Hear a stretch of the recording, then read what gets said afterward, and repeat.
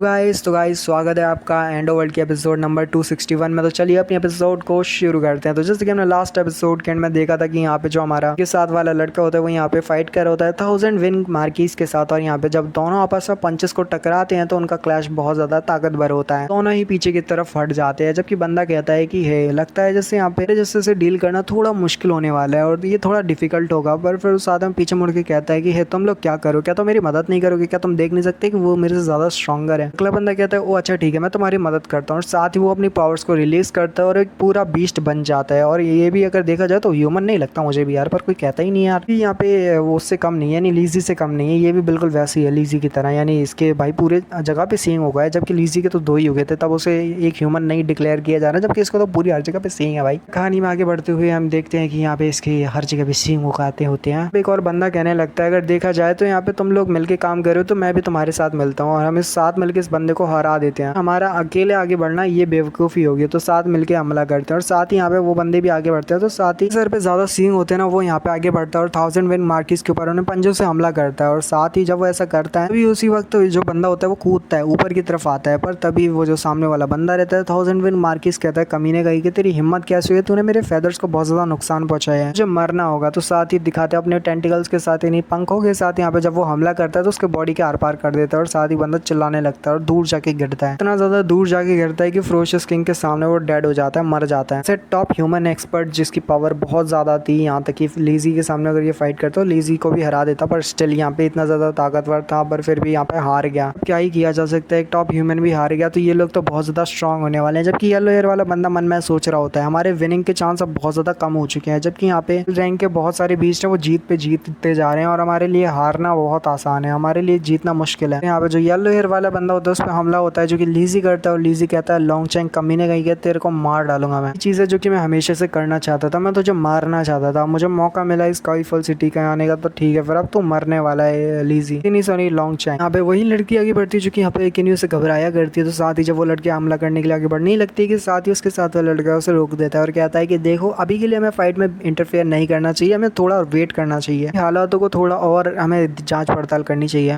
तो यहाँ पे दिखाते हैं कि यहाँ पे जो वो टकला बंदा होता है ना जिसके सर पे सींग होते हैं, एक्चुअली वो मरा नहीं हुआ होता और यहाँ पे दिखाते वो कैसे ना कैसे करके बच जाता है, अपने आप को बचा लेता है। ज़्यादातर हमले को वो ऐसी जगह पे ले लेता है जहाँ पे उसे ज़्यादा फर्क ना पड़े और वो जिंदा बच जाए, तो उसने हमले को उस जगह पे लिया जहाँ पे कोई दिक्कत ना हो। जैसे वो जिंदा होता है उसके साथ ही आते हैं और कहते हैं और मेजेस्टी कि आप ठीक हो, तो साथ ही वो कहता है खासते हुए कि हाँ वो बिल्कुल ठीक है, अभी तक मरा नहीं है, वो अभी तक जिंदा है। तो साथ ही थे 1000 मार्किस जो होता है ऊपर हमले कर रहा होता है, उसके साथ वो जो स्वॉर्ड वाला बंदा होता है वो फाइट कर रहा होता है। तो साथ ही यहाँ पे टकला बंदा कहता है एक ऐसे एम्पर रैंक से जो एक्सपेक्ट किया था कि वो बहुत ज़्यादा स्ट्रॉन्ग होगा, ये वाकई में बहुत ज़्यादा स्ट्रॉन्ग है, रैंक से तो काफ़ी गुना ज़्यादा ताकतवर, बहुत ज़्यादा ताकतवर है। इसी आगे बढ़ते और कहता है लॉन्ग चैंग कमीने टियान किंग सिटी जो है होपलेस है और तुम कुछ नहीं कर सकते हो अपनी टियान किंग सिटी को बचाने के लिए, अब तुम यहाँ पे मरने वाले हो और तुम्हारी टियान किंग सिटी भी डूबने वाली है, सबऑर्डिनेट बन जाओ और मैं तुम्हारी ज़िंदगी को बख्श दूंगा और यहाँ पे दुआ करूंगा और यहाँ पे अपने मास्टर से बोलूंगा कि तुम्हारी जान को बख्श दे। तो साथ ही हमारा इसी से लॉन्ग चैंग कहता है अस्टर्ड कमीने गई के तुझे लगता है कि मैं तेरे जैसे कमीनों का साथ दूंगा, नहीं मैं ह्यूमैनिटी के साइड हूँ और ह्यूमैनिटी की साइड पे ही रहूंगा। तो लीज उसे एक पंच मार के दूर गिरा देता है जिसकी वजह से हमारे लॉन्ग चैंग के मुंह से खून निकलता है। लॉन्ग चैंग खांसने लगता है, पीछे की तरफ हटते हुए कहता है लॉन्ग चैंग काफी ज्यादा जिंदगी में पाप किया और हो सकता है कि उनको धुलने के लिए मुझे तुम्हारे जैसे कुत्ते और कमीने इंसान को मारना पड़े, तो शायद इससे मेरे थोड़े बहुत पाप धुल जाए, तो मैं वही करूंगा, तेरे जैसे कमीने ट्रेडर को मैं मार डालूंगा, किंग सिटी पे हमला करने की तेरी औकात नहीं है यहाँ पे। तो साथ ही वो बंदा भी आगे बढ़ता है और साथ ही दिखाते हैं लिन फैंग का सीन, सॉरी केनियो का सीन। फैंग अपने जो होता है ना, मतलब केनियो जो होता है ना, अपने स्पीयर में ब्लैक फ्लेम को रिलीज करता है और कहता है आ जाओ अब थोड़ा फाइट को सीरियसली करते हैं। और साथ ही जब वो हमला करता है तो उसकी ब्लैक फ्लेम थोड़ी सी गायब हो जाती है, कहने लगता है एलिमेंटलाइजेशन एक्रेन आर्ट पे। वो लाइक कहता है हाँ ये तो ऑफ कोर्स सी बात है कि यहाँ पे वो एम्परर रैंक पे तो ये नॉर्मल सी बात है उसका ये पावर्स को यूज करना। तो साथ ही बंदा कहता है हाँ कि लगता है जैसे तुम डॉज करने में बहुत ज्यादा अच्छे हो, तुमने यहाँ पे देख लिया कि मैं यहाँ पे क्या पावर्स को रिलीज करता हूँ। और साथ ही वो दिखाता है फिर से अपनी पावर्स के साथ किनियो के ऊपर नीचे की तरफ हमला करता है। तो साथ ही यहाँ पे हमारा जो किनियो होता है ना, भी एलिमेंटलाइजेशन आर्ट्स का यूज करता है, जो एलिमेंटलाइजेशन आर्केन आर्ट्स होती है, इससे वैसे डीमंस ही यूज कर सकते हैं शायद से, आई डोंट नो, जो कि यहाँ पे एम्पर रैंक पे होते हैं। तो साथ ही यहाँ पे जो एलिमेंटलाइजेशन आर्ट्स का यूज करते हैं, तो जिसकी वजह से डे लाइट किंग जो होता है ना वो भी बहुत ज्यादा हैरान होता है और कहता है कि क्या तुम भी एलिमेंटलाइजेशन आर्ट्स का यूज कर सकते हो, तो बहुत ज्यादा बड़ी बात है, सोचा नहीं था कि यहाँ पे कोई इंसान इस लेवल को अचीव करेगा, पर ये बड़ी बात होती है लड़के। तो लड़का हमारा कहने लगता है कि अगर देखा जाए तो इसमें कोई स्पेशल नहीं है, ह्यूमैनिटी के बहुत सारे टॉप टैलेंटेड लोग होते हैं, एक्सपर्ट होते हैं, वो भी ये कर सकते हैं, मैं स्पेशल नहीं हूँ इस ह्यूमैनिटी में। डे नाइट किंग किंग भी यहाँ पे बहुत ज़्यादा खुश हो जाता है और कहता है लड़के तुम तो मेरे को सरप्राइज पे सरप्राइज दिए जा रहे हो, अब तो मुझे और तुम्हारे बारे में जानना है। ये देखना है तुम्हारे जेनेटिक एनर्जी जो है, यानी कि तुम्हारी जो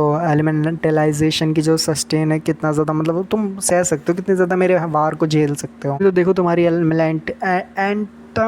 एलिमेंटलाइजेशन कितनी ज़्यादा स्ट्रॉन्ग है। साथ ही हमारा डे किंग भी आगे बढ़ता है और अपनी सबसे पावरफुल हमला जो होता है वो करने वाला होता है, जिसकी वजह से वो देख पाए कि एलिमेंटलाइजेशन यहाँ पे कहने की कितनी ज़्यादा स्ट्रॉन्ग है। अपने सामने हाथ को रखता है तो साथ ही वो उससे कहने लगता है कि जल्दी से कुछ ऐसा रास्ता ढूंढो, नहीं तो हम मर जाएंगे, हम बर्न होके मर जाएंगे। लाइट बहुत ज़्यादा इंटेंस होने वाली है और बहुत ज़्यादा खतरनाक होने वाली है। तो साथ ही हमारा किन्यू कहता है वो अच्छा ऐसा है तो ठीक है। फिर कहता है फ्लेम गॉड आर्मर, और उसके बाद उसकी पूरी बॉडी पे एज वी नो कि फ्लेम गॉड आर्मर चढ़ जाएगा और ऐसा ही होता है। तो साथ ही जब उसकी बॉडी पे पूरा फ्लेम गॉड का आर्मर आ जाता है, डे किंग भी कहने लगता है तुम्हारी हिम्मत कैसे हुई फैंटम सन की पावर्स और टेक्निक का यहाँ पे रेजिस्ट करने की और यहाँ पे फिर भी उसको झेलने की। हमारा ही किन्यू कैसे ना कैसे करके उसको आसानी के साथ वो कर देता है, सप्रेस कर देता है और उसके बाद अपना डार्क फ्लेम का यूज करता है और कहता है कि चलो ठीक है, लग रहा है कि मैंने यहाँ पे तुम्हारे सामने रेजिस्ट किया, पर ऐसा कुछ भी नहीं है, मैं यहाँ पे रेजिस्ट नहीं करा पर तुम्हारे ऊपर हमला भी कर रहा हूँ। तो साथ ही दिखाते जब वो ब्लैक फ्लेम से हमला करता है बंदे को दूर हटना पड़ता है। किंग भी कहने लगता है वो नहीं, मेरे लिए तो मुश्किल होती जा रही है, लड़का उतना जितना सोचा उससे ज्यादा स्ट्रॉन्गर है, एम्परर ने तो मेरे को मुश्किल में डाल दिया, मुझे भी लग रहा है जैसे इस लड़के से जीतना थोड़ा बहुत मुश्किल होने वाला है, इसके साथ डील करना भी मुश्किल है। यहाँ पे केन्यू को दिखाते जो अपने ब्लैक फ्लेम के साथ यहाँ पे उस बंदे को चारों तरफ से घेर लेता है और कहता है कि वो बंदा कहाँ गया। तो साथ ही वो बंदे को दिखाते जो कि ऊपर होता है और कहने लगता है डे किंग, लगता है जैसे तुम यहाँ पे बहुत ज्यादा पावरफुल है, मेरी एक्नॉलेजमेंट को यहाँ पे अर्न किया और तुमने मेरी वो किया, यानी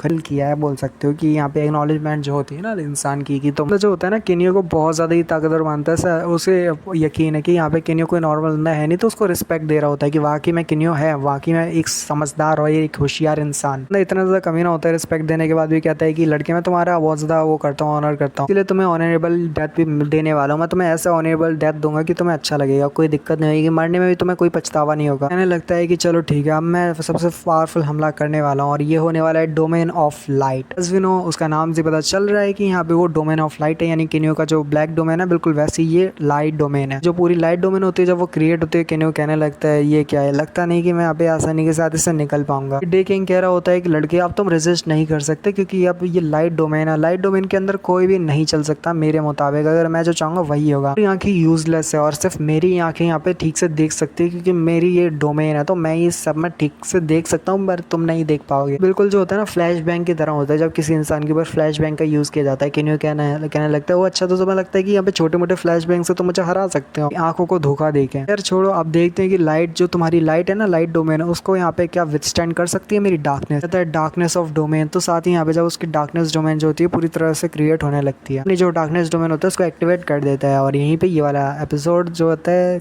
स्टिल खत्म हो जाता है। तो मिलता है अगली वीडियो में, तो सायोनारा, पीस, गुड बाय।